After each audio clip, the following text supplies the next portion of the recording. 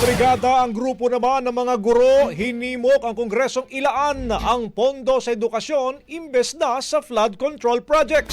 Brigada Sheila Matibag, ibrigada mo! Brigada Live Report. Iginiit ng Teachers Dignity Coalition o TDC na iprioridad ang edukasyon imbis na flood control projects. Ito ay kasabay ng deliberasyon sa 2026 National Budget sa Kamara.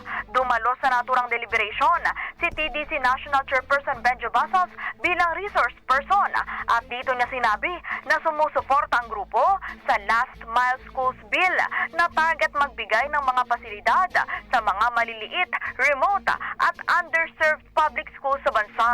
Ani Basas, mahalaga ang hakbang na ito sa pagbibigay ng pangmatagalang suporta sa mga mag-aaral sa iba't ibang panig ng bansa.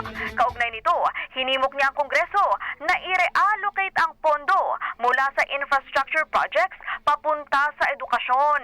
Imbis anya na ibuhos ang pondo sa questionabling mga flood control projects para sa susunod na taon, ang resources na ito ay maaaring ilaan sa edukasyon, lalo na sa pagpapalakas sa mga last mile schools at pagsasaayos sa sistema sa public schools.